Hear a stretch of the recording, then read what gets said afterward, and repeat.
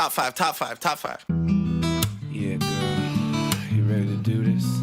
You ready to count this thing down? We're doing the top five, her. Yeah, let's set it off with 1, 2, 3, 4.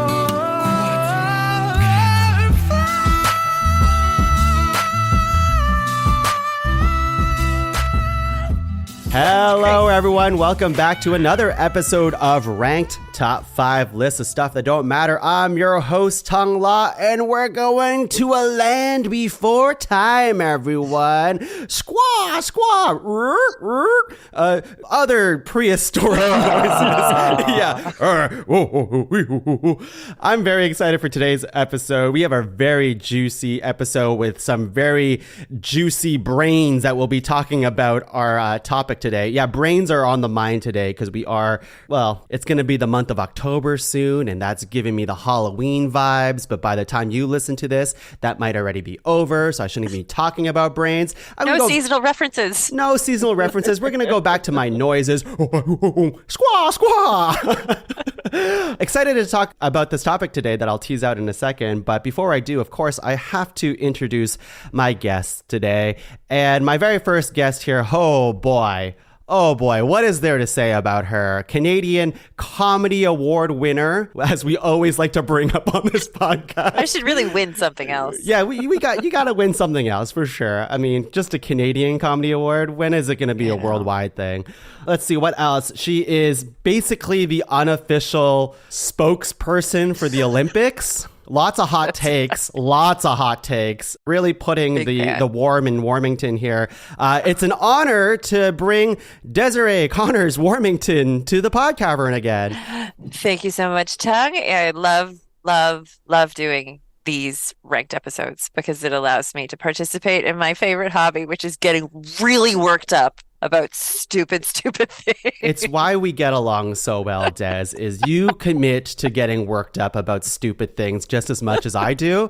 And I respect that about you. Man. Yeah. It's a pleasure to be able to just write in, jump on Tuong's Messenger and be like, listen, man, what the fuck? And then just fly off the handle about something. It's and one of my favorite messages. Yeah, you play along. It's good fun. It's so good. Des, there is another guest that we have to introduce, and I'll let you have the pleasure to do that.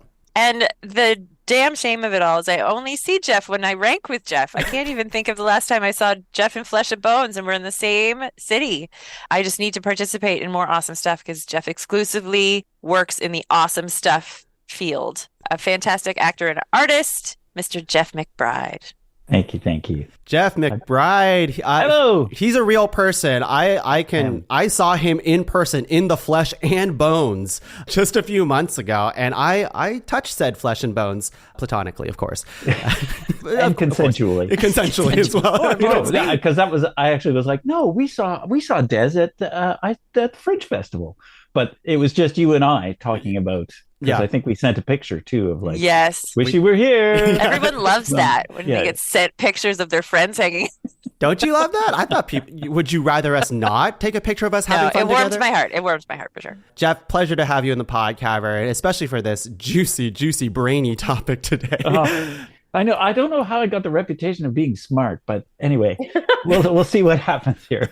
Very well researched. Yes. Well, yeah. But you see, where you get excited about things, I get obsessive. I have to know about things, and I had books from the library that I was actually keeping because I was like, okay, it'll be next week.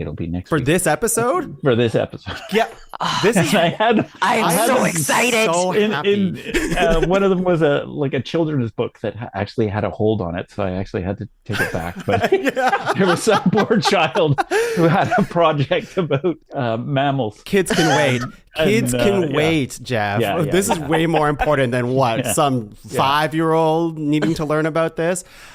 Geoff, I love how well researched you are, and there's only one other person that can be as well researched as you and Des, and I'll let you introduce them. Sure. Talk about not having seen someone for a long time who I absolutely miss. Catherine Ballachey, who's on the other coast and joining us from a different time zone.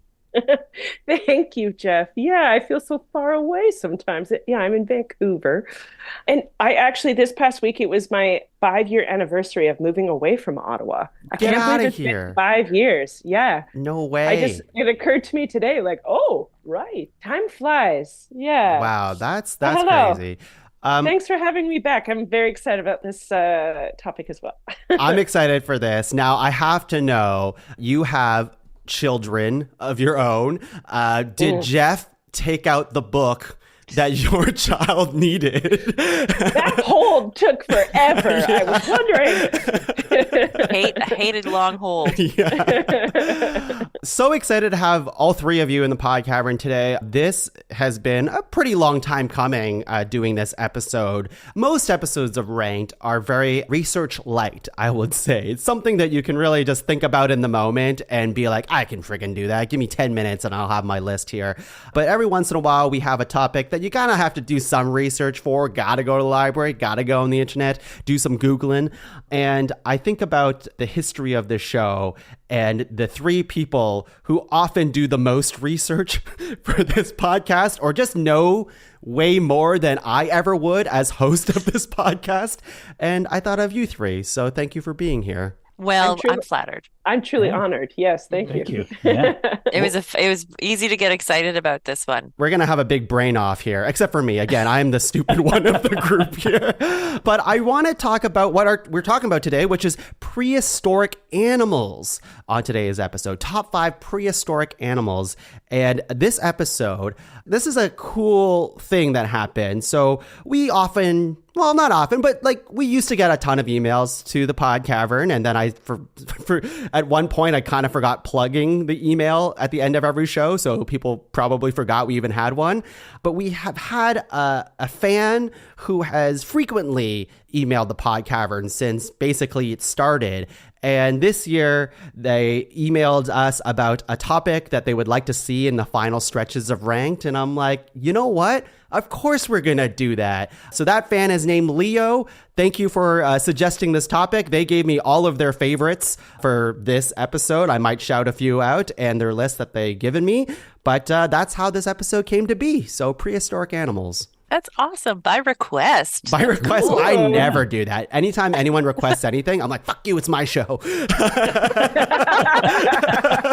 thanks for listening. Yeah. But Leo has been around for so long that of course, I'm going to do this episode. But there was a caveat. And he has great taste. This is a great ask. It is a great ask with a lot of heavy research brain power.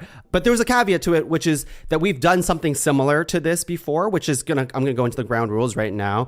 We've done top 5 dinosaurs before, which could all kind of fit within this category of prehistoric animals. But as research shows, there were a ton of animals out there that were not just dinosaurs in the prehistoric era. So we will not be touching on those today because we've already done that episode. The other ground rules that we want to go through is that we are doing prehistoric animals, so that we are going to include things like mammals and aquatic life, or birds perhaps, or insects. All of it goes in today's episode from any prehistoric era, because there's a lot of them with names that can't really pronounce. I was trying to do eras, and I was like, ugh, never. They're just old. They're very old. I had to do some pronunciation checks for sure, because I was like, I don't Me say too. that. Yeah. Again, you two are so good. I didn't even try. I'm just going to flounder through it today. Prehistoric, right? That's all that matters. Yeah, that's all that matters. What other ground rules do we want to go through today? Hang on. I brought this topic up with a few people because I always like to gauge what other people think, And my nerdy father did a classic, like, how do we define prehistory? Like, what do we mean? Like, can some of these animals have coexisted with humans? Like, are we talking pre-human history? So call it pre-agricultural, so maybe 10,000 years ago, you know what I mean? Mm-hmm. Are we talking like pre-humans, like millions, and like, you know what I mean? Well, how long have humans been around? Like 300,000 years as we know them? Mm-hmm. Because I have a few that did coexist briefly with humans. That's so really interesting. What do we think about that? Yeah, Des, Fantastic question. I bet you chose bangers, so I don't want to put any limitations on your animals. Animals. What? Who said anything about animals? I am fine with anything. Okay. Yeah, I would Yeah. say in my head, it was definitely pre-humans, but I mean, if you're going to make the argument, then I'd love to hear it anyways. I'm sure you're going to pick some great stuff. I think like some of the fun that happens in episodes like this is that we get to A, learn stuff for ourselves, and B, educate the audience about things that they might not know about. So if you're going to go like monkey, let's just say, or something like that, it's like, okay, well, everyone knows what a monkey is. It's not, maybe not the most exciting pick, but I would take it if it existed in the prehistoric eras as well. Yep. As you like, there's a lot of things that exist today that existed like as far back as like millions of years ago. That's Like true. variations Yeah. on a theme, like horses Yeah. or Giant monkey so chickens. giant monkey. Yeah, chickens. clearly, Giant monkey clearly. chickens. Yeah. But that's a good point because, like, I think a lot of animals that we know today have evolved from things that came from the prehistoric eras as Totally. well. Which is, I'm definitely going to be talking about those of like, this is the precursor to this animal that we know today, but it didn't exist like that, or it doesn't exist like that now. It's very different. Yeah. It's easy to fall down a rabbit hole of like family tree branches of animals. You know what I mean? Like how to trace them around to what we know today. I found it very interesting. It was fun. Cool. Anything else that we want to go through with ground rules, or should we just get into it? Yeah. Let's do it. Let's do it. Jeff's freaking ready. He's so serious. His Oh, God. brain of I can't wait. I can't book wait. knowledge is exploding out of his brain. All right, just like every episode of Ranked, we're going to go around 3 times, nominating 3 nominations each, making a master list of 12 and whittling that down to a top 5 prehistoric animals list. Squaw! I don't know where the squaw thing came from. It sounds prehistoric to me. My first animal probably did not make that noise, I'm going to go ahead and say. But if you start nominating stuff and you want to guess what that animal sounded like, feel free. It is an audio medium. We don't do a video podcast, even though we're doing a video call and I am recording it, just lazy to cut it up. So the reason why I bring that up to our audience is that we're going to be bringing up a lot of names that are hard to pronounce, at least for me, and maybe Des sounds like as well. But I didn't hear you say that you also did the homework on how to pronounce these, Des. That's why I have a classics background. I can sound out weird suffixes. Sure. But I bring this up because you're not going to know exactly what these animals look like. So this will all be on the Pod Cavern website with some visuals and stuff. And we're going to describe our best what we think these animals kind of look like. So my first nomination here, I had a different type of animal that was related to this animal. But because our good friend Leo gave me his list, I was like, okay, let me just see what this is. And I'm like, oh, I like this one better. So it looks like an elephant. I'm going to go ahead and say that, but it's not quite an elephant. I was going to go with something a little bit more classic, but this one is called the Platypelodon. Oh, I just pasted it. Whoa. It looks insane. I would describe it as an elephant which has like a duck like kind of face that's going on, really wide mouth, but has tusks. And it's built like a rhino. It almost has like a rhino Really body. low to the ground. Yeah. So what's its deal? Yeah. Why does it have a duck's bill and like tusks for tearing? I don't know that, but I'll give you the limited research that I looked up for this animal here. The Platypelodon was an elephant-like mammal that lived during the Miocene epoch, around 15 to 4 million years ago. It belonged to a group called the Proboscidea, which includes modern elephants. Platypelodon is most famous for its unusual shovel-like lower jaw. That's a good way to describe it, shovel-like. Yeah. Which had flat, elongated tusks. These tusks looked like 2 large scoops, giving it the nickname for digging. shovel-tusked elephant. Yeah. I think it's one of the most bizarre looking creatures that I looked up in my research. And there's a lot of elephant variations and stuff like that. But this one looks pretty freaking fun.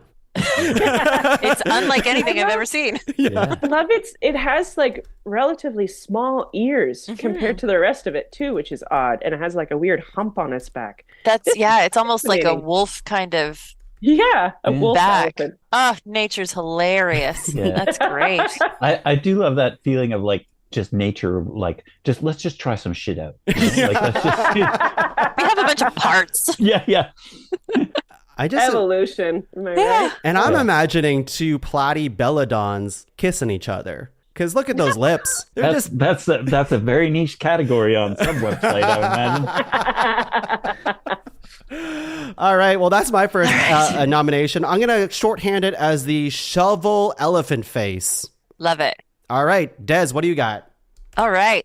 So looking through all sorts of prehistoric animals, you see a bunch of the same prefixes and suffixes sort of give you a hint of what it is that you're dealing with.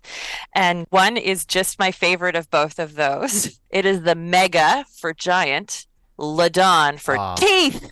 Yes. Everything that ends in odon is about teeth in one way or another. So the megalodon, or more familiarly known as the Meg, if you've seen those films, which was why I picked Of it, course. is just a big ass shark. So sharks got it right early days and then ceased evolving. They just got smaller or more specialized if you're looking for hammerhead or nurse sharks. But like the great white shark at its core is the same type of animal that's been around for, I think, let's check the stats, 17 million years. Wow. Wow. The modern great white shark as it stands is 500, I think at least 500,000 years as that. It hasn't evolved. But the Meg weighs up to 30 great white sharks. So it is as big as 30 common great white sharks, 40 to 60 feet in length, weighs 50 to 70 tons. The strength of its bite could crush a car. It needed 2,500 pounds of food to survive every day. Like it was just a behemoth, second only in size to the blue whale, because those are just unbelievably big. But it's just a giant, giant shark. Very easy to picture in your head. Yeah. Just think of a shark and then multiply it by 20. But anyway, the reason why I picked this is because of this stupid movie, The Meg, which is a Jason Statham action movie where they accidentally unearth a megalodon that's in like a fissure in the bottom of the ocean or something, because they're warm water sharks, which is why they went extinct. There was a climate event and then they just couldn't survive. So Jason Statham, like, I forget, detonates a bomb or something. And then they've got to fight these Megs. And it's just a stupid movie. But it was about a prehistoric animal. Does he fight it with a gun or something like a pistol? Of course not. Guns can't stop the Meg. Of course not. It's like we got to drop a nuclear reactor in it. Oh, Like yes. something like that. That's hilarious. You said it can crush a car, Des. Yep. Now, Great big I have shark. a question for you. Do you think it can crush a Cybertruck? Easily. I think I can crush a Cybertruck. Okay. Just making sure. I'm just making sure. I'm saying that because I hope it can, because fuck those things. A stiff wind could crush a Cybertruck. Great nomination. Hilarious, the reasoning as well. Geoff, what do you got as your first nomination? That was really great. And actually, I'm going to jump to my second just in response to that, because I did, of course, thought of The Meg. And it was worth two movies if you haven't seen the second one. Oh, like, why don't they make cinema like that anymore? Anyway, I will. This lovely little creature here is called the Leviathan, which of course we may know as the Leviathan from the Bible. Yeah. So, and the fun thing about this, when I was searching, because there are people having discussions about who would win a fight, the Megalodon or the Leviathan. Or Leviathan, anyway. It's lived between the Miocene epoch and the Pliocene epoch, so about 9 million years. So they were around at the same time.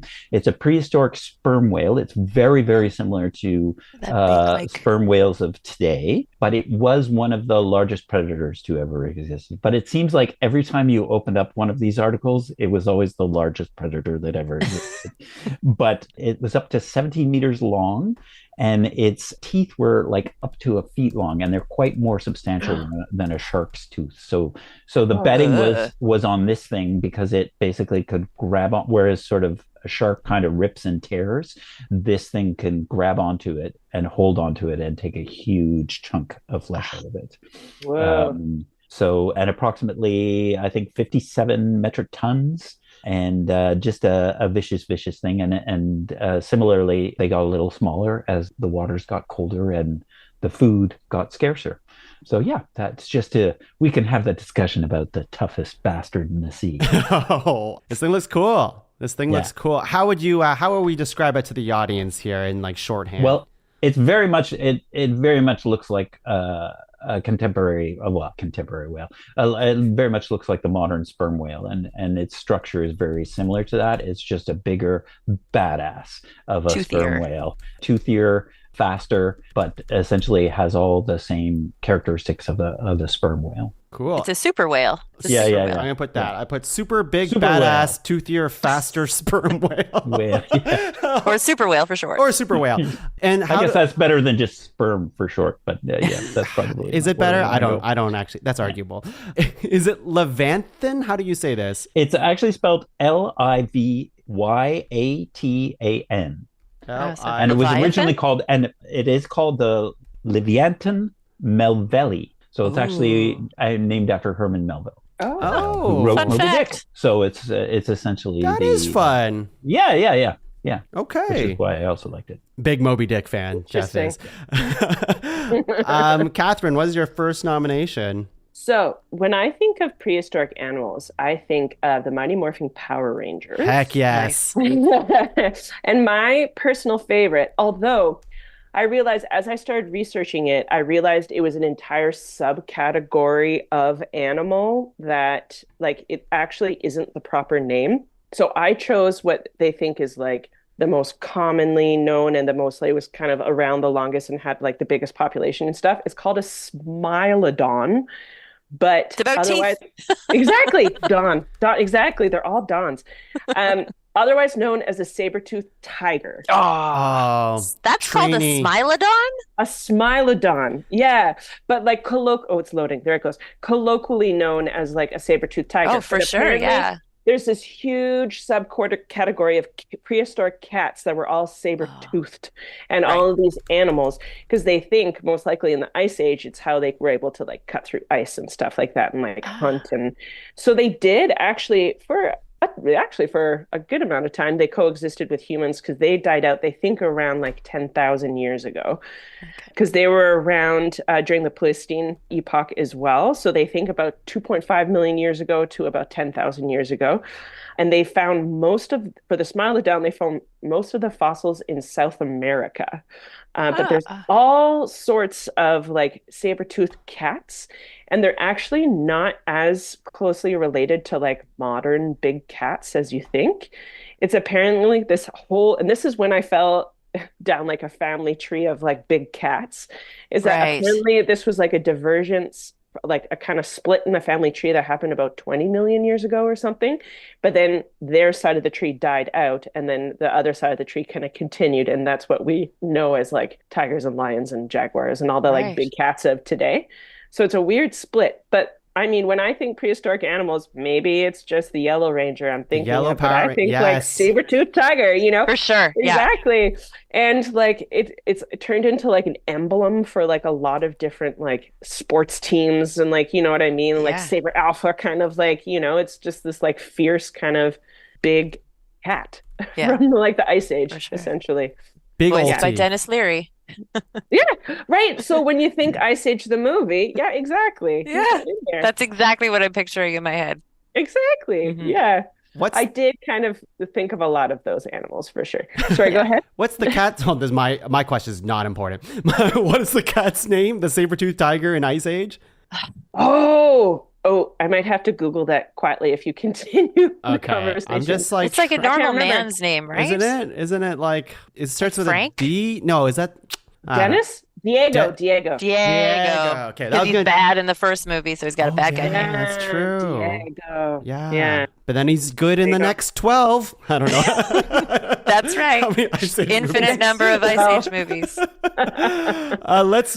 that is the good first saber-toothed tiger. I'm gonna write yellow Power Ranger, but I don't know if that's a good description for people who did not watch the Power Rangers growing up. But what are you doing? Second round of nominations. Okay, I was tempted to dunk back in the water because we had a bit of a water trend going on. There's some cool ones in the water. Catherine brought us back to land, and you brought us to Ice Age, and you brought us to the movie Ice Age. Let's be frank here, and that made me think that, of course, I have to bring up an animal named the giant ground sloth, the Megatherium. Yeah. Yes, he's on my list too. He's Yes. on my list Okay. too. Yeah. My daughter was like, you gotta do the big sloth. I don't know what happened in pop culture or just culture in general, but I feel like it's pretty universally loved. I mean, like sloths are universally loved because they're just awesome. I don't know. Yeah, they seem like they're thriving, but also like, how on earth are they? How are you not like hunted to extinction immediately? Wow. Yeah. They're so slow, everyone. They're slow. So the Megatherium is the giant ground sloth, which lived during the Pliocene to the Holocene epochs. That was roughly 5 to 10 million years ago, native to South America. They're about 20 feet tall on its hind legs and weigh up to 4 tons, which is pretty insane. Tons. Yeah, Tons. that's huge. Yeah. It went extinct also because of the Ice Age. So that's kind of sad for these Megatheriums here. But like they're just giant sloths. They're herbivores. I don't know. It doesn't sound like they're very like aggressive animals. How could they be? Because they're very slow. Cute, cuddly, furry things. I don't know. That's kind of why I like them. For sure. Yeah. They could stand on their hind legs and stuff, which is It's cute as fuck. hard to imagine a sloth doing. Yeah. So it has this bear-like body, the Megatherium, and it has these long arms and claws. So apparently they did use these claws for defense. Not sure how well, but they're mostly used for foraging. Anyways, so I'm going to write big old sloth for that Big one. old sloth. Big old sloth. So far, I do love this subcategory of prehistoric animals that's just giant versions of modern animals. Yeah. It's like, yeah, let's do it. right now I have 2 to 3 animals on my thing that say big old blank. Yeah. Beautiful. Big old blank. Unfortunately, I think that's going to keep going. Well, let's see. Des, what do you have as your second nomination? Spoiler alert. I forget which prehistoric. There was a movie set in either prehistoric world or, maybe it was Avatar, like of people exploring this beautiful, untouched, overgrown space. And you could see big creatures off in the distance. I forget. But then a flock of enormous, what looked like mosquitoes flew past. And I remember thinking, like, that's the scariest fucking thing about back then. Isn't like the dinosaurs you could hide from or it's just the giant bugs. And in that particular case, I picked the biggest bug I could find because it has to be enormous. And it's basically a giant carnivorous dragonfly. It's called the Meganeuropsis permiana. Its torso, head to tail, is as big as an adult man's leg. And its wingspan is like 2 to 3 meters wide. So it is just a giant friggin' bug that eats reptiles and amphibians and can just like yank stuff out of the ground. It has proboscis that is hairy. Its legs are hairy too for like trapping stuff. You know how bugs have furry legs. And then its mandible is toothed and powerful enough to snap trees in half. So it's just a big, scary dragonfly. What's it called? A picture. Sorry. Oh, it has a very science name. Meganeuropsis permiana. That sounds terrifying. So scary, right? So here is well, no, I'll find a good picture of it. I like that both of yours are kind of Meg something. Yes. I've learned a lot about myself. Just like, just what's big, what's really big. All right, let me give this thing in here. I'm afraid to see what this thing looks like. Although I am just picturing just a regular dragonfly, but like enormous. It's just an enormous dragonfly. But like carnivorous too. Like carnivorous, yes. So there's here we go. Oh yeah. Yeah. So there's a series of investigations because initially they just thought it was just a regular herbivorous herbivore, but then they were starting to track they found 4 or 5 different samples that had like skeletal remains inside their thorax or whatever. Wow. So they're nasty little jerks. Reptiles, amphibians, fish. Oh yeah, and then there's also a spot that mentioned small sharks, which I thought was charming. It ate small sharks? Small, yeah. Oh wow. Gosh. Yeah, so I'm glad you nominated thing. an insect because I'm not sure how many we're going to get, but there are like a lot of freaky ones in the prehistoric era. So I picked the biggest one. The biggest one. And they all visually really harken to other insects, like other common insects. There wasn't anything that was too weird. Like insects are sort of pretty routinely designed.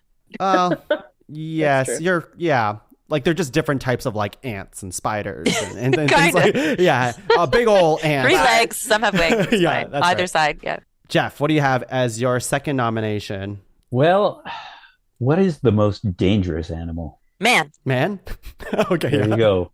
Let me Ah! introduce you to Lucy. I've seen Lucy in person. You've seen Lucy in Really? person? I was in Mexico Oh, that's City. I met amazing. Lucy. Okay. What? Tell me more. So this is Australopithecus afarensis. This particular specimen, it's one of the most complete fossil remains that they have. So this is from the Pliocene epoch. So at the same time that the Migs were swimming around the seas and things like that, and the saber-toothed cats were around, this is one of our ancestors. Lucy is actually referred to as the mother of humanity. When it was discovered in the 60s, it was considered the missing link between where we diverged from our tree-dwelling ancestors into our walking uprights. Discovered in Ethiopia, in the Awash Valley of Ethiopia. They have the Ethiopian name, I'm going to pronounce it terribly, but I believe it's Dink Enish, which means you are marvelous. And this is because of the work that they were able to do with the fragments that they recovered, which is about 40% of the skeletal remains. They were able to figure out that at this point that Australopithecus was walking upright. And also the other thing that they discovered much later is that there was a theory that the brain size increased and then we stood upright, but actually Lucy's brain was smaller, so that we were walking upright, which probably allowed us to develop larger brains, is the theory now. Anyway, lots of fascinating stories around her. It was named Lucy after the Beatles song, Lucy in the Sky with Diamonds, that was played ad nauseum while they were digging on that excavation. You can name anything. Yeah.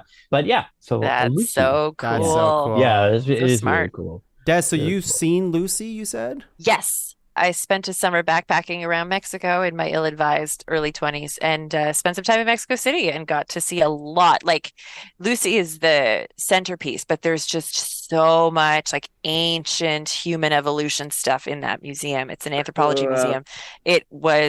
I could have been there for 4 days. Like it was very frustrating to have to go because I was That's so like a cool. humanities nerd, and this was an incredible thing. Yeah. Wow. Really cool. That's awesome. All right, well, let's move on to Catherine's nomination. What do you got? What's tricky is that 2 of mine were very close to 2 of yours. Like, I'll just say, if you want a really interesting book on human history and evolution, Sapiens, of course, goes over everything. And the whole, like, first part is about, like, a lot of the missing links they've discovered between us and I had another one on my list. I might skip it. You know what? Yeah, okay. I'm Do it. rejigging here a If little you're bit. passionate about it, do it. No. It's all good. I'm gonna rejig a little bit. I'm gonna go a little bit into the like fantasy realm because Game of Thrones actually borrowed an animal from prehistoric times. I'm talking about the dire wolf. Dire wolves are real? They're real. They are. Jon Snow is real? So it makes you think, like, how much did they pull from history? No, just kidding. So direwolf lived in the Americas, and they found one record in East Asia. So they think mainly the Americas in the late Pleistocene and early Holocene epochs. So they did overlap with humans a little bit as well. They died out around the same time as saber-toothed tigers. It says about 9 to 10,000 years ago. And yeah, it pretty much, let me find a good photo, pretty much just a giant wolf. As you would think. I just kind A of big old wolf? Big old wolf. big old Wolves are pretty wolf. well designed. There's no flappy extra bits that you'd need to evolve out of. No shovel mouth? No, they were just No shovel. I didn't want to say shovel mouth, but I meant shovel mouth. It kind of looks like how, because you know on Game of Thrones they took huskies and just CGI'd them much bigger, and it kind of looks like that with a wolf. So you take a wolf and you just kind of make it much bigger And meaner. and meaner looking for sure. This was my like kind of lower down on my list, but I still love it. Like it had kind of stronger jaws than what we would know, like for modern day wolves and dogs and that sort of thing, and like bigger teeth and that sort of thing. And I think it says they're omnivores. Is that correct? So they did both. Oh, it says oh no, they preyed on herbivores and they were carnivores. That's what it was. Oh, yeah. Of course. Oh, so yeah. pretty Those much teeth. just like big old giant wolves, but the dire wolf. Yeah. What a cool name. What does that even mean, dire? Like in that sense? Is it Well, just sort of okay, like so doomy? yeah, there is a Latin name for it. I think that's just the kind of like a name that they when they first like found the fossil, they Oh, gave it a name. You know what I mean? what a It's when you rad stare into its eyes for the The first dire time, you're wolf. The fucked. dire wolf. Yeah. Fantastic. Yeah, it's like, oh, this is dire. I'm not getting away. Suck it, saber-tooth tigers. We're dire wolves. Dire wolf. Yeah. So then I wonder if there's a whole subreddit of like breaking down who would win in a fight, a dire wolf or a saber-toothed tiger. You I know, think it would be a That's dire fair. wolf, but I don't know why. I bet I could ask ChatGPT and it would tell me. be like, who would win? Yeah. That's what AI that I should be know. used for. Imaginary Right? fights for prehistoric animals. Not that I'm pitting my choices against each other, No, of but course like it not. could be What a interesting. fun, like, what a fun thought experiment. Yeah. Yeah. Well, we're going to have to pit them against each other anyways in the second half, and we can imaginary fight with our words. But we're going to go to the last round of nominations. And my gosh, I have such a big list of cool looking shit that it's tough because I'm like, okay, we have a lot of on land representation. I don't exactly like there's a lot of avian stuff there, but you know, there is just some cool aquatic stuff that have not been shouted out enough yet.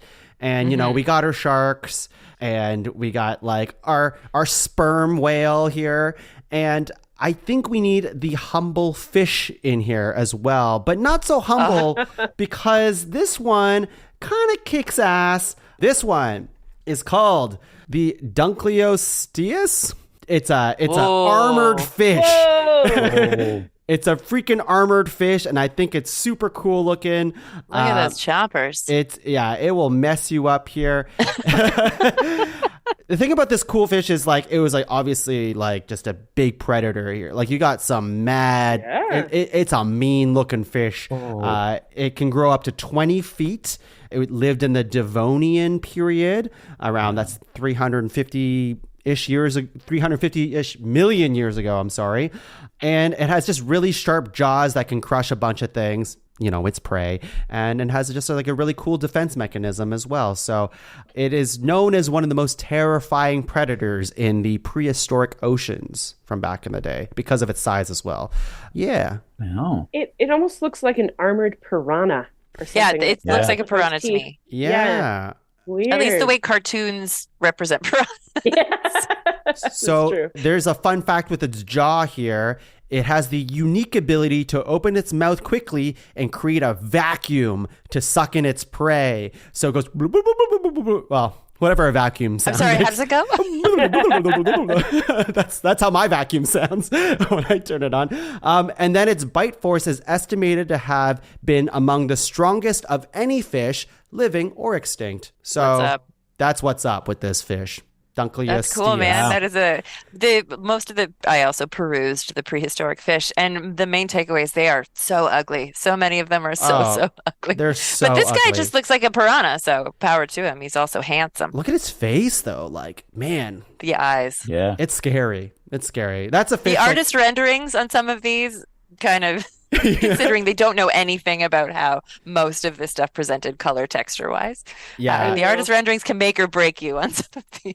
It's weird that they put just rocket fins on this fish here. Artists have too much power over what they're drawing. That's what I'm saying. Des, what do you have as your final nomination? So I talk about artist renderings because some very ancient, we're still deciding that dinosaurs had feathers on them. Like there's a lot that was left up to artists to reconfigure when they were first representing them. For example, my good friend, at one time considered the oldest bird, the Archaeopteryx. So the Archaeopteryx was discovered 150 million years ago. Oh. And at the time, everybody was like, surely this is the oldest bird. But then a debate raged on back and forth about, was it a bird or was it a dinosaur? And so different camps were sort of pulling back and forth. And then ultimately, I think paleontologists, current bird biologists decided that it is a bird based on the presence and size of its wishbone. For a long time, everybody, again, was in debate. Was it flightless? Because a lot of prehistoric birds were flightless, like the elephant bird, or did it actually fly? And then they were able to find samples of feather. And I guess the thing with feathers is if they lie flat with quills, that's for flying. But if they're tufted and wide, that's for warmth. So feathered birds that have tufted feathers are flightless birds. And dinosaurs that had feathers had them for warmth. So they were flightless as well. So it took them this long to determine, is it a bird? Is it a dinosaur? Did it fly? Did it not fly? But it is, in this picture, hilarious looking. They have it like it's blue with a pink mouth, and it sort of looks like a joke. But it was, one of the oldest existing birds. It was omnivorous as well. It could eat small. It doesn't say sharks in this one, but all the same deal, like reptiles, small animals, smaller lizards. But yeah, just old, beautiful, and of course co-opted by high-end mountain equipment company Arc'teryx. So the Arc'teryx logo is the outline of the original found. It's like this sort of snaky looking bird picture, and it's a picture of an Archaeopteryx. Based here in North Van, too. Beautiful Arc'teryx. stuff. I have a soft shell from Arc'teryx. That's like 14 years old, and it's still banging away. Now, didn't they find like there are like genetic connections between birds and dinosaurs? And, Absolutely, there are. This is kind of the missing link, right? And that's why it was like that was part of it launched the conversation, Yeah. and because of that, now paleontologists have established that they are living descendants of birds. Dinosaurs are descendants of birds. Do you know how big this thing is? It a big old bird? I did not cover that in my research. I'm going to assume it's probably just like a medium to large bird, but nothing too enormous. Fair that didn't enough. jump out in my research. And I like my things big. So if it was big, I would have known. Yeah, that's true. Des, one last question about this bird. I see you also did the research on how it sounds like as well.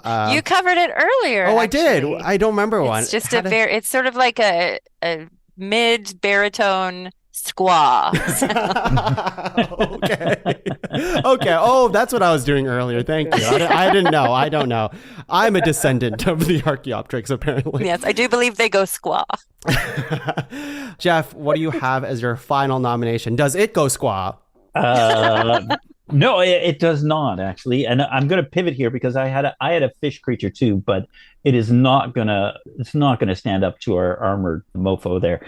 So I'm going to pivot, and I thought this is a little bit of a crass appeal because I know we have people on this podcast who are fans of The Lion King, and I thought maybe we could go with the Daedon, which is essentially the prehistoric warthog.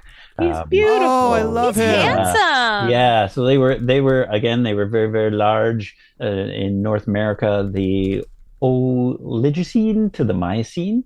So they were a hoofed animal that covered, I think, sort of North America and Asia. And basically they were pretty ferocious. I mean, I think the closest thing that we would have is the wild pigs that exist today. I think they were sort of that ilk. Like they could, even though they were docile animals, they could be quite ferocious and As we've seen in The Lion King as well. Yeah. Pumbaa kicks ass. Well, he looks like he has a Yeah. lion's nose. Like that's a very feline nose. Yeah. Like the big nostrils. The face is so different. He's got Like a Chester Cheetah vibe. Maybe that's why I was attracted. Holy to him. shit. I didn't notice it before, but he really does in this he picture. does. Yeah, and I know. it's a little concerning now that we know why Jeff. Wait, does this picture have sunglasses as well? This is so And a leather jacket? Took my lunch money. That's cool. Warthogs are awesome. Yeah, this picture is not exactly what I imagine out of a warthog. I've also imagined the tusks as well, but do all warthogs have He has tusks? these sort of Does he? descending tusks that look they do. like They were scoopers. tusked as well. It's amazing. It seems like all of the animals, like they were just again, like let's just stick tusks on them. Like, Yeah. There's a way we could tusk a fish, we would. Well, that my other choice was actually a tusked fish. So that's, Wow. Yeah. Nothing goes untusked. But I'll save it Tusk for. era.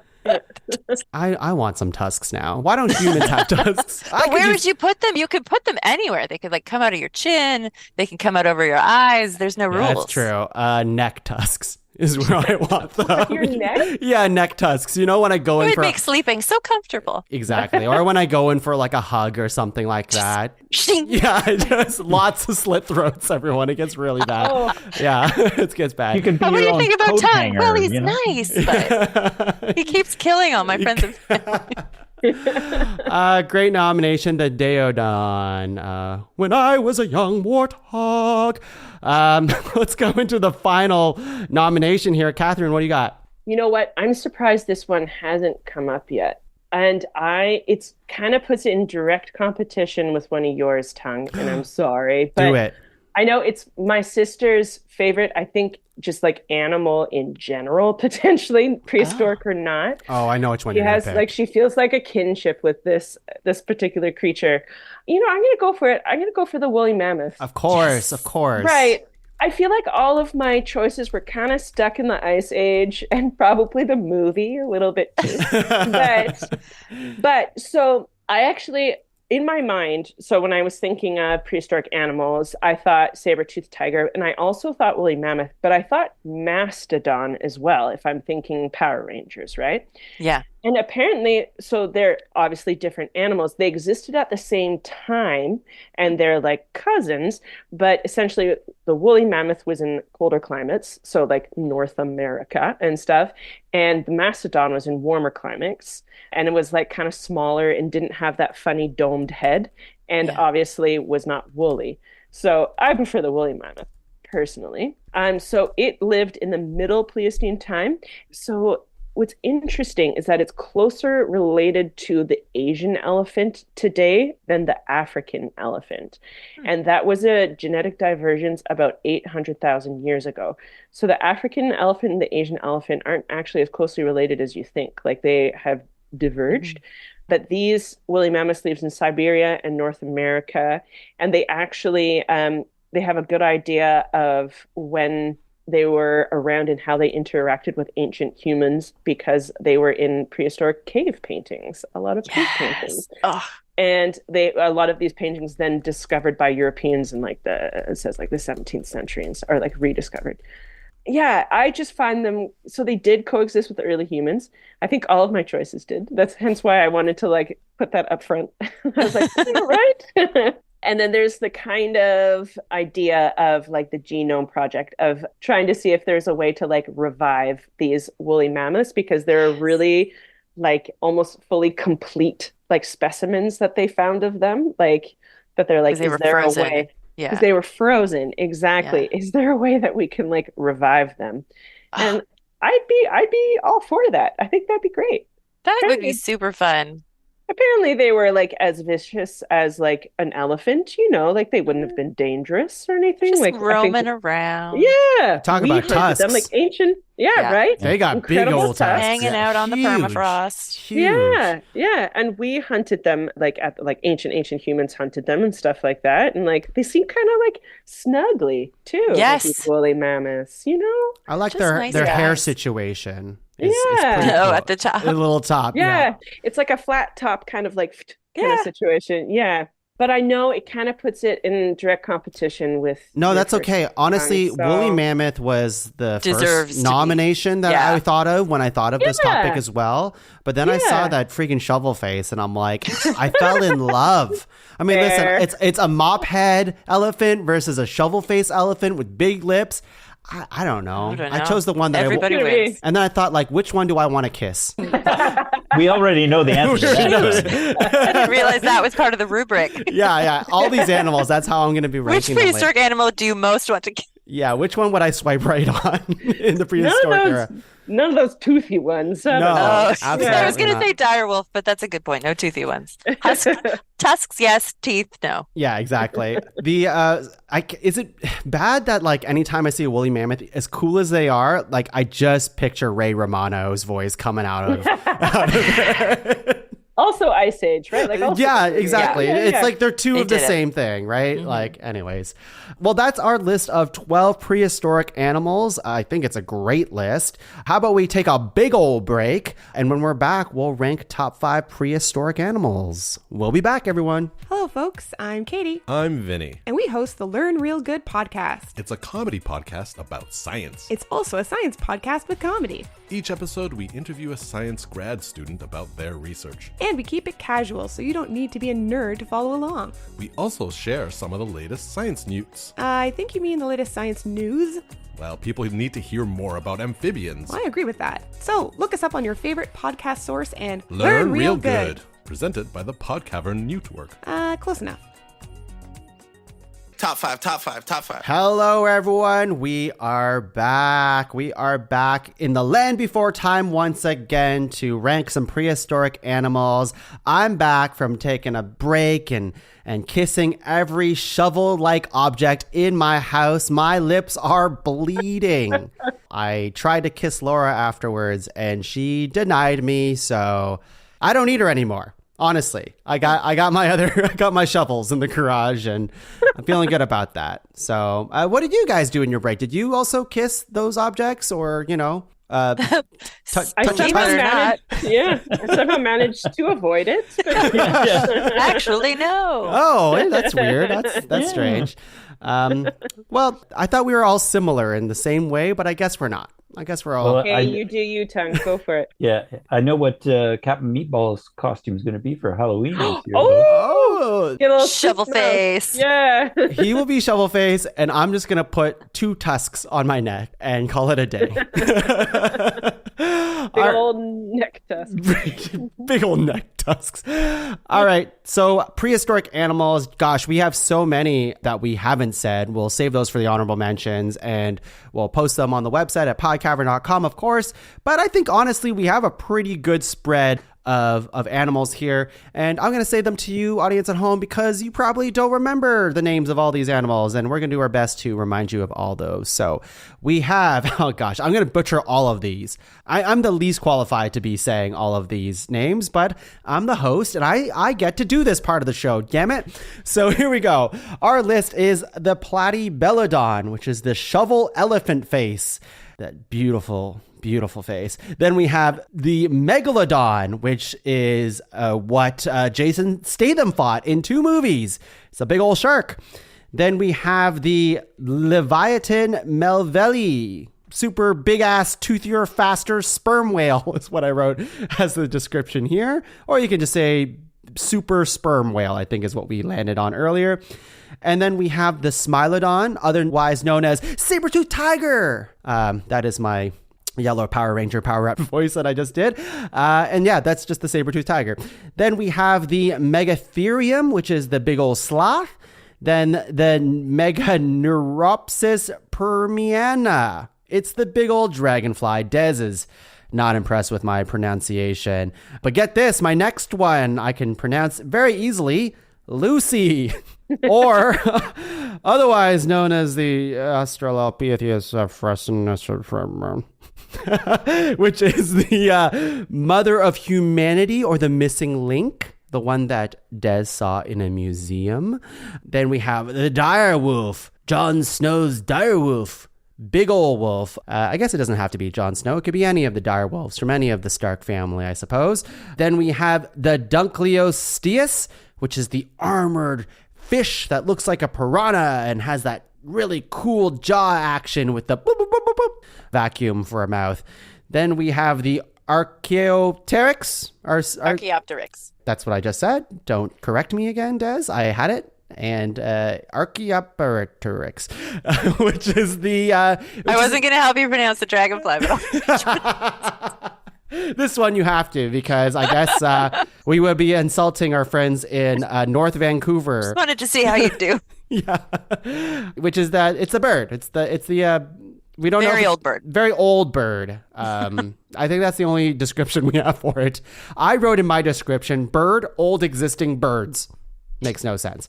Then we have the grandfather of birds. Yeah, that's right. Then we have the Daeodon, which is the warthog, Hakuna Matata. And last but not least, we have the woolly mammoth, which is the big woolly elephant, the Ray Romano of elephants.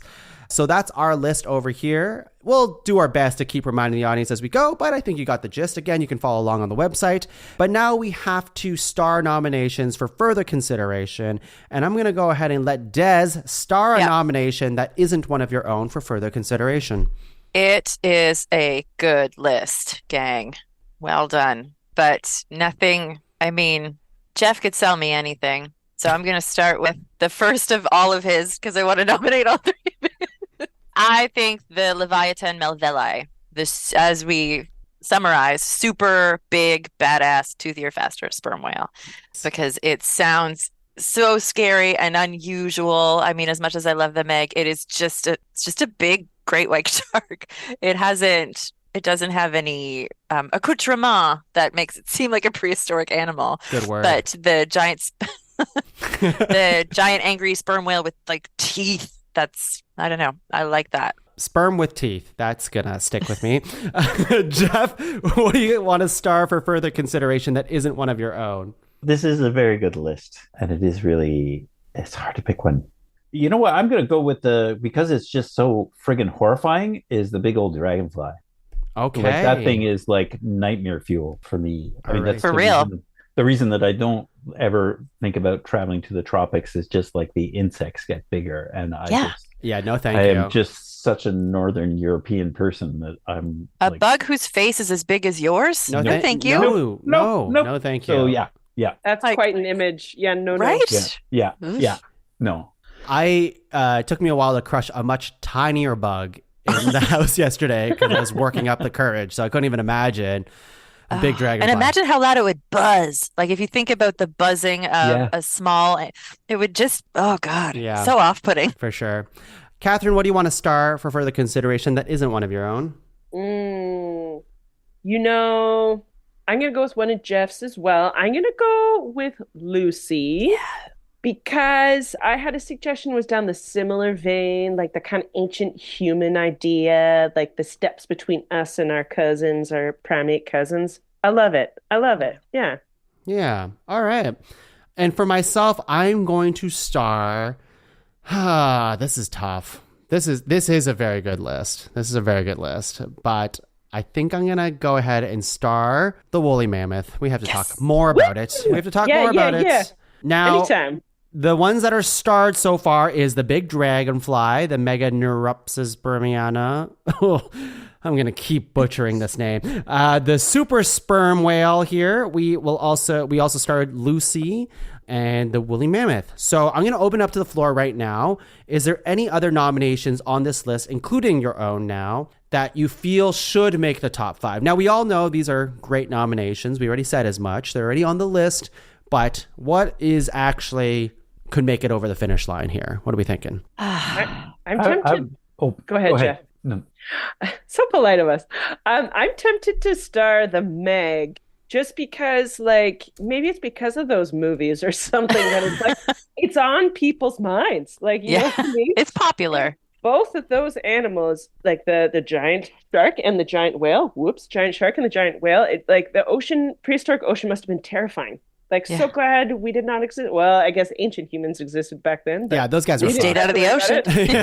Clearly. And those two in a fight, I wonder. Mm-hmm. Oh, I know. Well, then I think the saber-toothed tiger is a really strong, prehistoric, again, interacted with man, but just such a visual. I know exactly what that thing looks like. A saber-toothed tiger. That's rad. That's like a heavy metal tiger. Yeah, that's a good one. Geoff, anything else you want to star for further consideration? Oh, there's a couple. Just for the sheer sort of oddity of it, the shovel-faced elephant. Yes, is something like I think it deserves more caution because I find those fascinating, like those where, like I said earlier, where like let's try this out and see what works, and you can see that becoming the duck-billed platypus. I mean, it's in the name, so they're somehow related, and you can also see it becoming the rhinoceros. So that kind of stuff is fascinating. And similarly, our bird friend, where it's again those like missing links, those like is it a dinosaur? Is it a bird? Was it flying? Was it walking? That's fascinating to think, like what in history happened that changed the way Yes. that either animals or humans or insects evolved or Yeah. fish. Those are the really interesting ones to me. And I don't want to start, well, we already start a lot, but I'm going to start one more because I feel as though once this nomination was set, everyone was excited. It was all on everyone's list, but it's not started right now. And it's the sloth, the big sloth, Oh, the of course, of Megatherium. course. I feel like that deserves conversation. So I'm going to go ahead and read the ones that haven't been starred. And that is the dire wolf. That is the Daeodon. That's the warthog. And that is the Dunkleosteus, which is the armored fish, which I would be sad to see that one go because I think it's one of the cooler of the more, let's just say, a more interesting aquatic animal, at least in my mind, even compared to the ones that we have on this list here. But, you know, I don't want to fight too much against those other ones because I would like to see those animals fight each other, you know? I feel like the fish would lose. Well, it has the strongest bite of any fish. Well, again, like, are you looking at something that became a shark or... You know, it's really fascinating. Yeah. So how about, are we okay with letting those ones go? I mean, we could always bring them back in the discussion later if we need to, but are we okay with letting those ones go? Yes. I'm happy to let go of the dire wolf too, because it's almost, you'd either have to go with the Smilodon or the dire wolf. You know, you can't really have both. And I get that. Yeah. Yeah. Pre-domesticated Now, giant versions of things. I think you Exactly. chose correctly, Catherine, because I did ask ChatGPT to tell me who would win in a fight, the saber-toothed tiger or the dire wolf. Now, here we go. The tiger? It goes into a huge thing like, what weapons are they using? And I'm like, weapons? And they're talking about their teeth and stuff. And here I am thinking about like swords, guns? What's happening here? AK-47? No. Someone gave the Smilodon a taser. Yeah, brass knuckles. But here we go. I'm going to read you the last paragraph and forego the rest. So, in a direct confrontation, Smilodon had a size and strength advantage, especially with its powerful forelimbs and saber teeth. However, dire wolves with their pack behavior could potentially overwhelm a lone Smilodon. So it depends on the circumstance. That's a lot of maybes and could'ves. 1v1, no chance. So Smilodon wins. Okay. All right, now we know. That's awesome. Yeah. And also, if we're going with the historical record that we're all familiar with, which is the Flintstones, that was saber-toothed tigers and woolly mammoths. I don't remember wolves in there, but That's true. They're That is different locales. yeah. Okay. That's so awesome. So I'm going to read the list one more time, and then I'll read it another time, and then we'll do locks. And those are the ones that are the surefires that are going to be on our list. But here are the ones that are starred, which is most of the list. It is our shovel-face elephant here. We have our big sloth. We have the big shark, the big dragonfly. We have the old bird, the sperm whale. We have Lucy. We have the saber-toothed tiger and the big woolly mammoth. These all sound like sports nicknames. I know. I've been trying to tell them by their like kind of what is it? Big shark. The layman's term name, so people at home can bird. follow along better. But I will name their real names at the end of the show again. But those are 9. So how about we do locks for further consideration? Here we go. I'll start from bottom up. Woolly mammoth, lock or no lock? Lock. Lock. No, I'm biased. Excellent. No, he's beautiful. They're beautiful. Yeah. Ray Romano is beautiful. Ray Romano. Everybody loves They're him. so dignified. Yeah. I don't know how, you know what I mean? I would Yes. love. There's a gravitas to the woolly mammoth. I would love a woolly mammoth to walk into a barber and just see what kind of crazy haircut they'll be given that mop, you know? I feel like you can do a lot with that woolly hair. Liberty spikes. Braid it even? I don't know. Give it a faux hawk, perhaps, on the woolly mammoth. I have a lot of ideas. So how about the saber-toothed tiger? Lock or no lock? I would say lock. I also want a lock. Uh-oh. Yeah. I think... I might run out of locks. No, there's no running out, even if we overlock, which never happens. Okay. But even if we did, we can revisit. These are non-binding. I would lock this. I feel like it's our only, like, I don't know. We don't have a lot of, like, animals that run on all fours left on this list, right? Sure. Right? I'm just I feel like kind of... everybody. Well, the ground sloth. Yeah. Yeah, but that's more of a Warthog- oh, hind Warthog's not on the leg list. type of situation. All right. All Okay. right. Yeah. I would lock it. I like its ferocity. Mm-hmm. Yeah, it's sort of the other than the shark, other than the water things, it's the only predator we have. Yeah. from Yeah. land. And it's the only Ah. animal that we know that can hold a taser, as we all know. Apparently. What about Lucy? I want to lock her too. I would lock at, yeah. Yeah, we need an ancient human. I could, Yeah, like in the I think that's interest a of cool a one. diverse selection of things. Agreed. I think that's a very cool one, especially because Yes. there's very few prehistoric animals that we have like the complete picture of, I guess. Like there's Yeah. like Lucy's like on full display, right, at the museum, and Yeah. like they have so much. We found so much from this one. How they lived. Yeah. Everything. Yeah. So it seems so important not to have. What about the super sperm whale? Lock or no lock? So my thing is it might have to come down to shark versus whale. Yes. Yeah. Yes. I agree. Okay. And That's gonna Let's be a have that discussion. fight then. We'll have that fight. And I think let's skip the sperm whale and the shark for now because we know that will happen. What about the Okay. bird? Well, what's I will should call break it a down what's lock. left. Yeah. Yeah. It It is his interesting. like important in a way Yeah. that some of these things are novel, and it's just a beautiful visual thing that I am familiar with. And yeah, again, there's a bifurcation there about, I don't know, it It has a gave us- significance. We learned a lot from it, Yeah. right? Like And the it's idea still a of, big, like, stupid looking flying bird. It also is hilarious. I'm not ready yet, but I see the Yeah. argument. Oh. We have 3 locks right now. So I I mean, know, I that's mean, what it is. I I can just get a save little them up. picky here, but like I can obviously see it, but the other ones kind of excite me a little bit more. What about the dragonfly? I could live without it. It's Yeah. terrifying. Yeah. I kind of like it only It's in the way novel. that it represents terrifying. insects on this list, but like Yeah. not that we need to have every category of animal on this list. And like, would I want to like hang out with a big dragonfly? Would I actually want to see a big dragonfly? Would I want to see this dragonfly in action and like be a carnivore and eat reptiles? No, but I kind of like No. the idea that It's nice that it made it to the second round. yeah, That's good. But I don't like the think idea that it needs the existed. championship. It's kind of cool, but yeah, let's leave it. What about the sloth? So you made a good point though that when you nominated it, everyone went, yeah, like everyone kind of responded Yeah. to it. Giant sloth. A giant sloth, that seems adorable. It does, and there's like a juxtaposition because sloths aren't giant. Like it's just kind of almost like a whimsical thing. Yeah. I love a sloth. It's the most chill animal we have on this list. This is an animal, prehistoric animal I could smoke a joint with, you know? Mm-hmm. And I would. So And then kiss it on the lips. Yeah. you It didn't did have to have say that, actually. Jeff. Of course I would. remember reading about it. It has the like the giraffe lips, like the Yes. that can they're sort long- of prehensile. That'd be quite a kiss. There you Yeah. go. The giraffe lips, how does that go? Well, they actually use them. Well, you're going to have to describe what you're doing, Catherine, for our audience here.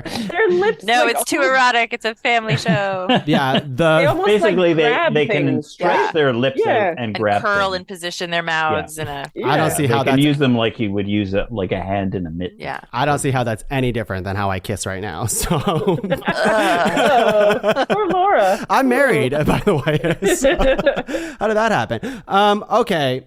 I mean, I would lock a sloth. I think it's pretty cool, but Are we? Is this the last on the list? no, we have one more. We have one more, and I'll Okay, I'll share it. I gotta hold then because I don't remember what's next. Well, the last one is our shovel elephant. Shovel elephant. Oh So no! it'll come down to woolly mammoth versus shovel elephant. No. Don't you think? Yeah, don't know. You're probably does it? It's so different, but I know it comes from the elephant. Like, it looks like an elephant, but it's so different. They're- But it doesn't look Yeah. that much like an elephant. It looks like a lot of different things, which is its strength. That's Yeah. why I think I'd take that a over. platypus, rhino, elephant, Right? With like a bit of a camel. wolf spine. So I would take shovel face over giant sloth, and I would keep woolly mammoth Yeah. if I was being strategic. Interesting. Oh. Yeah, Interesting. I would agree with that. I would take shovel face over sloth for sure. I would love both, but I mean, I like shovel face because it makes me laugh, and I think, but I also think like.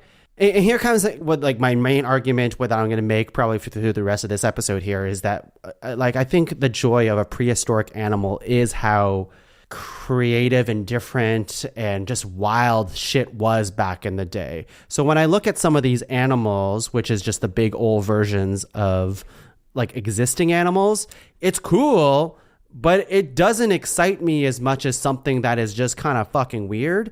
So that's why the Platypelodon is really cool. And that's why even like for me, I would have taken the armored fish over the shark or the whale, because the shark is a big shark and the whale is a big whale, but the fish is an armored fish. You don't get armored fish anymore. So like, I think that's like what makes it different and makes it feel more prehistoric to me than just like insert animal, big this animal. Great. So you're in favor of shovel face over sloth. You just made that argument. And I'm in favor of fish over shark and three-way fight. whale. Let's do it. All three of them in the pool. Yeah, I like the sloth. I do like the sloth, but I mean, you're right. I just dug my own grave with my own shovel face. They were both yours too.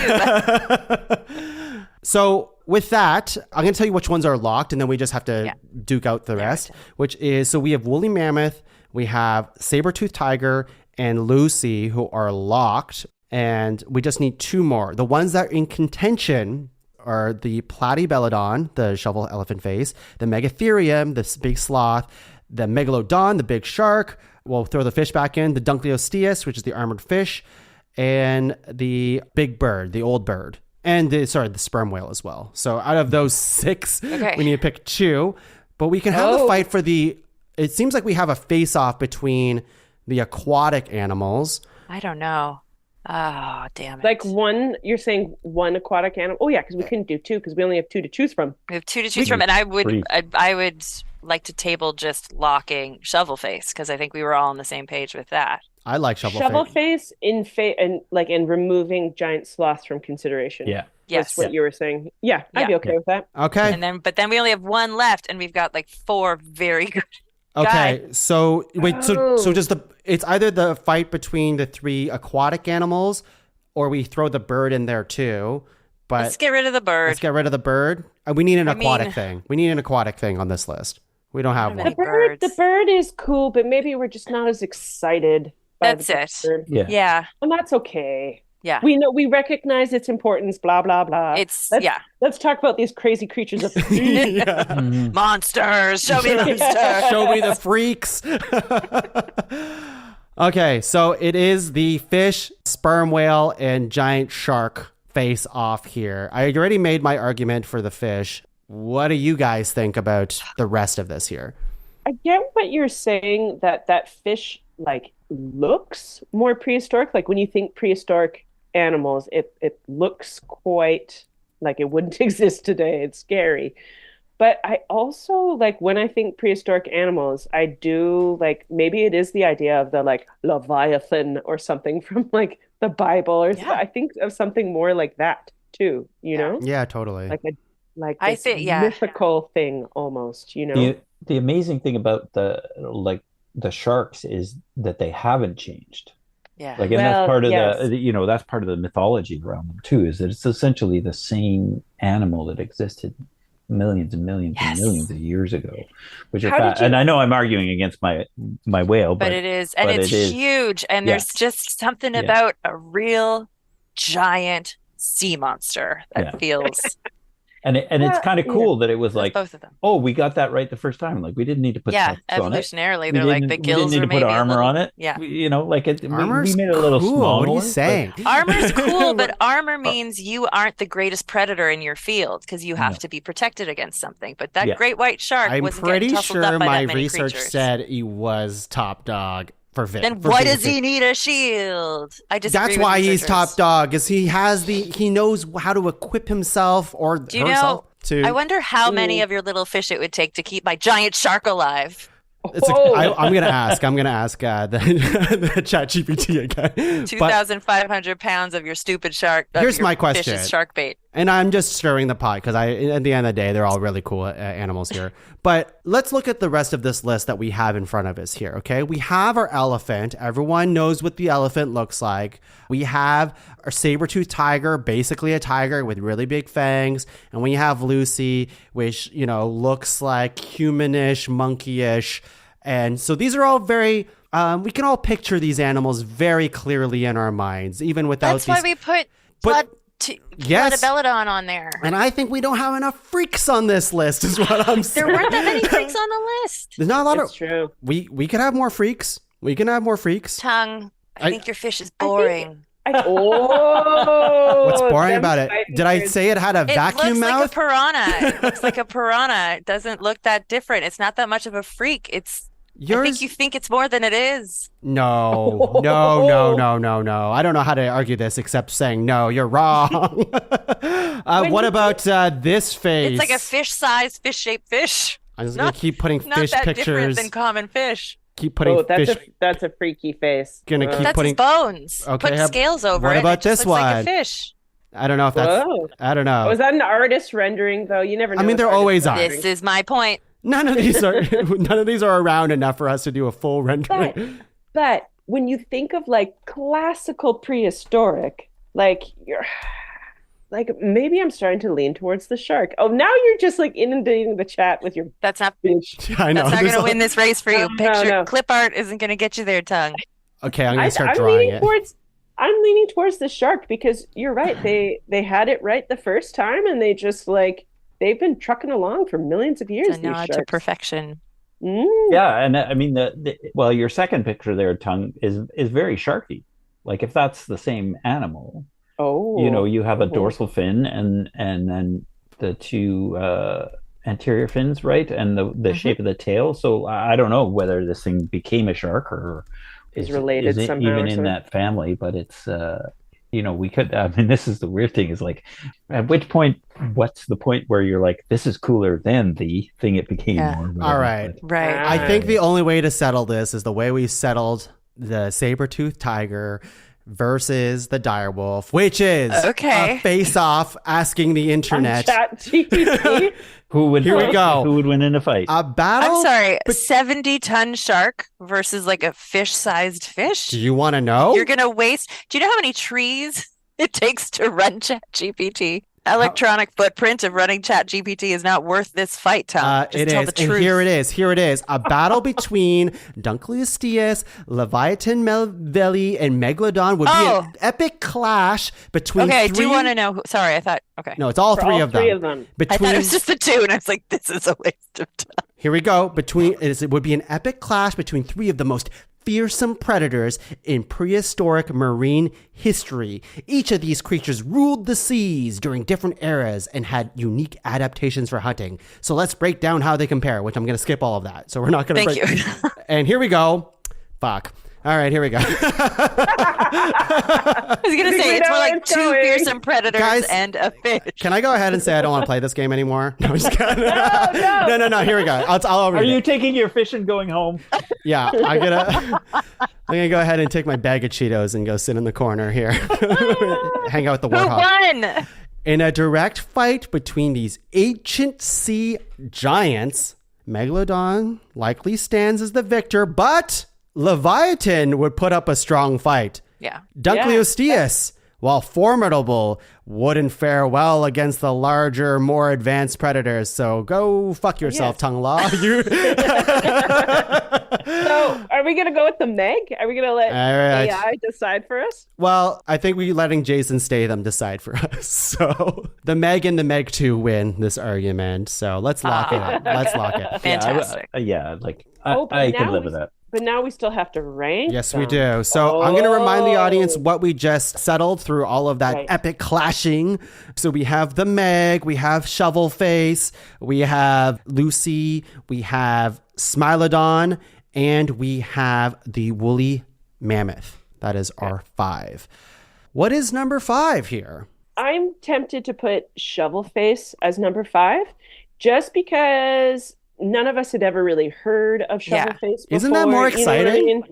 But it's not like classic prehistoric. Like when you think prehistoric, this is a unique creature, and I'm so glad it's on the list. But compared to the others, I guess. I mean, and like top 5 means most best. You know, most best, but most it's best for this most best group. It doesn't have to be the most recognizable. I'm going to argue against that aspect. If we wanted a 5, I will. But like, it doesn't have to be top 5 most recognizable prehistoric animals. Sure. I would actually say I put the Meg at number 5 just for that reason. Yeah, I'm okay with the It's Meg at just number like- 5 because it Yeah. does uphold the like giant blank of it all. Yeah. I see. Okay. Yeah. But also it's that it hasn't evolved also makes it not a great prehistoric creature, because what we love about these prehistoric creatures is like They don't How- exist anymore. Yeah. yeah, exactly. What made them a contender? What made them more powerful?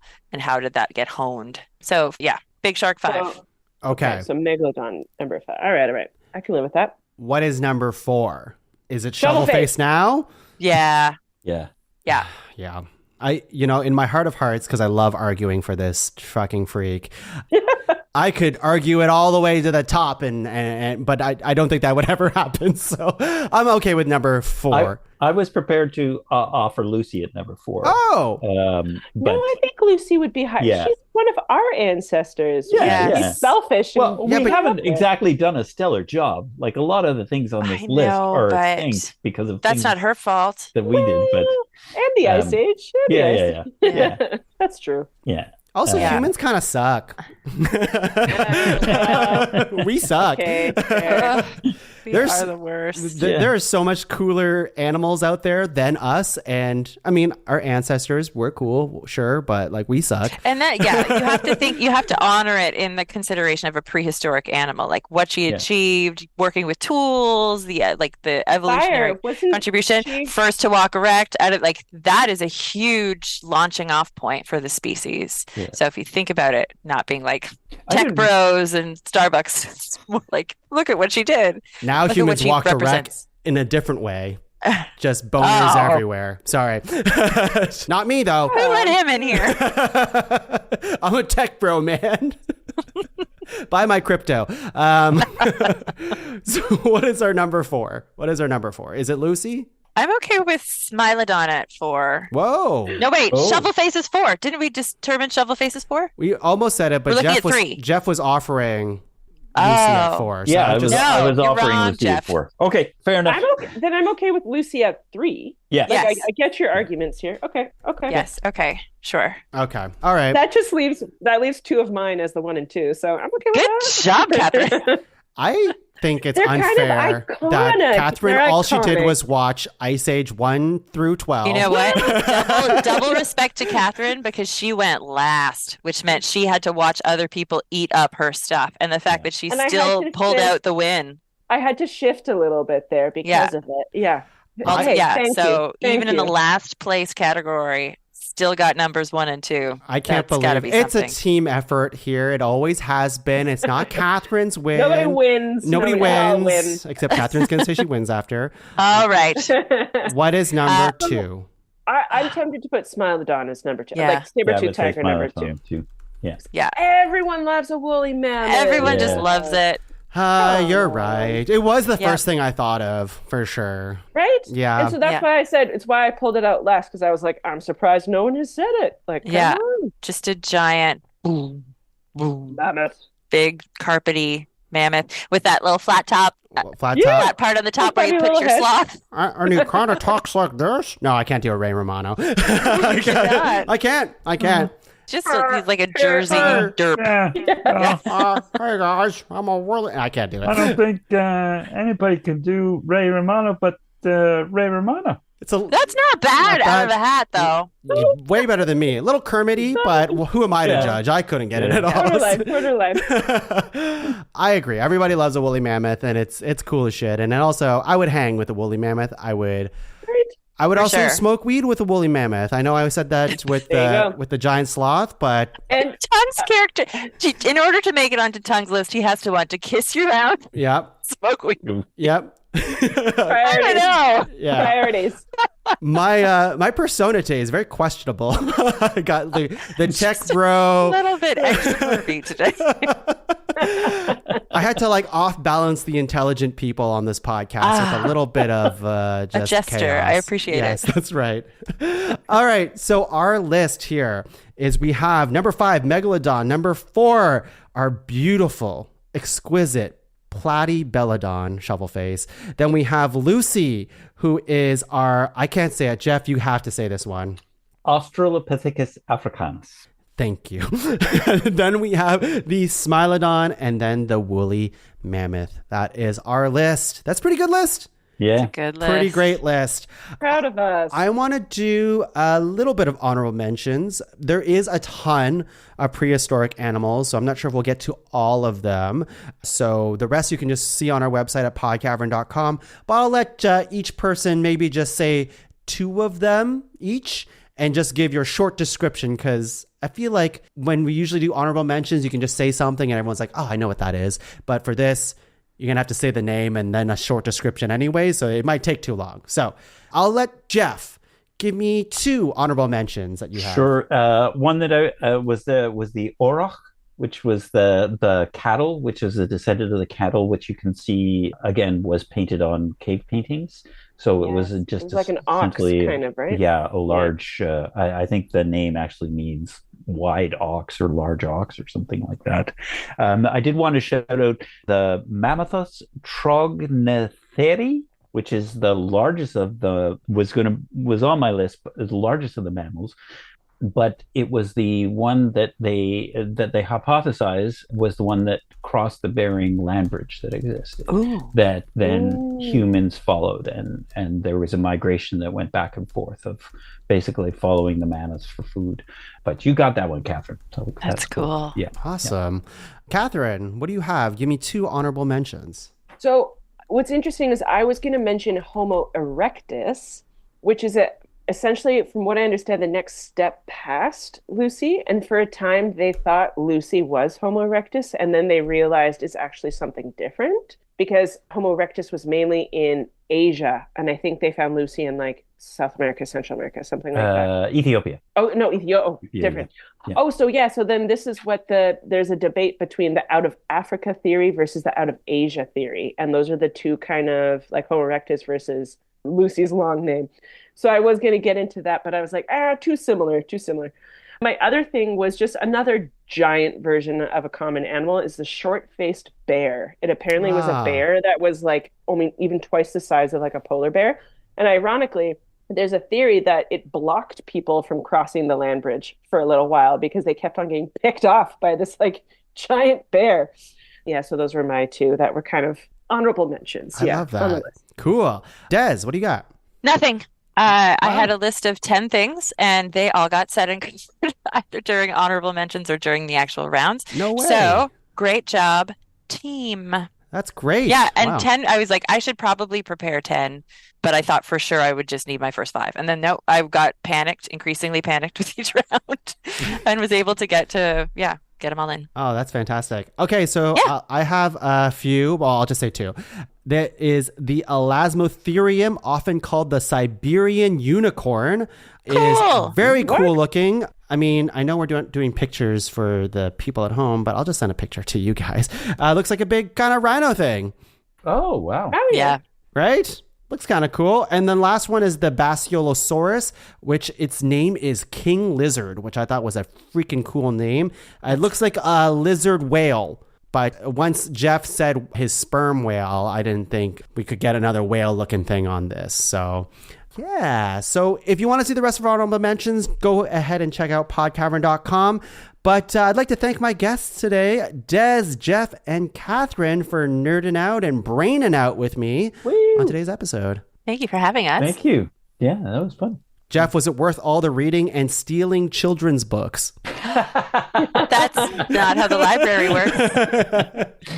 Yeah, no, actually, one of the books was not, I thought would be more interesting, but it was a bit of a slog to get through. But did you read the full books? kids' book was really helpful. Oh. I actually ended up photocopying pages from it so I could have notes to refer to. Amazing. Oh my God. But Geoff, and there's I a love whole series podcasting of them, with you. Catherine. If when you get into the dinosaur age, there's this. She's getting there. She's definitely getting there. Abby Howard is the author's name, and that's Mammal Takeover. But I think there's like Dinosaur Takeover and all that sort of thing. So Oh, Cool. Yeah. If we were a more famous podcast, I would get Geoff to hand sign all of the pages that he photocopied, and then we would auction them off. Thousands of dollars. Millions. Yes. That's Wow, an excellent that's merchandising all sorts opportunity. of copyright violations happening there. That's great. Yeah. Who cares about that? Let's go ahead and do some plugs. Does anyone here have any plugs for anything? Yeah, Des, you raised your hand. What do you got? The last 3 times I believe we've done this, I've had nothing to plug, and I've been like, read more books, go for a walk, like, but I actually am doing a thing. I haven't done a thing in a long time. It will have just happened, but hopefully it's the beginning of a new improv company in the city, Belt Improv. It is musical improv. So we're doing our first improvised musical on the 7th of November. It's run by Chelsea Fahey and Frederick, last name I don't know, who's our musical director. It's super exciting. We're doing rehearsals. I haven't done like a big produced show in a really long time. So I'm very excited and scared because it turns out I'm the only person in the cast who doesn't have like a prolific, extensive music background. Wow. You don't need it. You don't need it, Des. Well, Yeah. that's exciting. Yes, hopefully we hear more about your... I mean, you got to win another award at some point. Sure. You bought a whole I'm shelf and everything working on for all these awards. So. But yeah, hopefully this is the beginning of many shows that Belt does. So Fantastic. I love to hear it. Geoff, anything going on in your neck of the woods here? Sadly, like all the stuff I got is earlier this year, so hopefully I'll be doing something exciting in November, December. But there's an improv musical coming to GCTC this year as well. That's awesome. That's Get in the outta here. zeitgeist. Yes, it's called Flop, an improvised musical fiasco. When is it? December 10th to the 22nd. Fantastic. Coming from out of town. I think they're from Edmonton, so they might be the Edmonton improver crew. That's awesome. So that'll be a fun show. Cool. And yeah, Jeff's always acting in something, so you should follow him around somewhere. He's just doing a good something in follow. Ottawa. Yeah, doing things. Doing things. Catherine, things. you doing things? Yeah, I work for the Improv Center here in Vancouver, and ironically, we are getting into musical improv too. That's funny. It's just the natural evolution. I guess so. I actually am leaving to go and teach some drama and stuff, but just get out there, see theater, see improv, all that kind of stuff. If you're here on the West Coast, the Improv Center is pretty cool. That's awesome. All right. Well, for myself, I am not doing musical improv, but you can find the rest of the shows in the Pod Cavern at www.podcavern.com. Check out all the shows in there. Like, subscribe, rate, review, share with all your friends. But before we go, I did ask ChatGPT to pit us against each other and see who would win in a fight. And I okay, this is what I wrote. Who would win in a fight? Desiree versus Geoff versus Catherine versus Tuong. It knows nothing about us. So here is what it told me.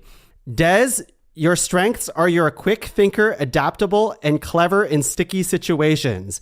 Geoff, you're calm, analytical, and can keep cool under pressure and likely to outlast others through endurance. Catherine, you're assertive and determined. She doesn't back down easily, likely to be the most tenacious of the group. Tuong, charismatic and unpredictable. Tuong might use humor and charm as a distraction. This is not, you didn't ask ChatGPT to write this. I did not. You just made this up. I did not. They were making shit up, and it's shockingly seems correct.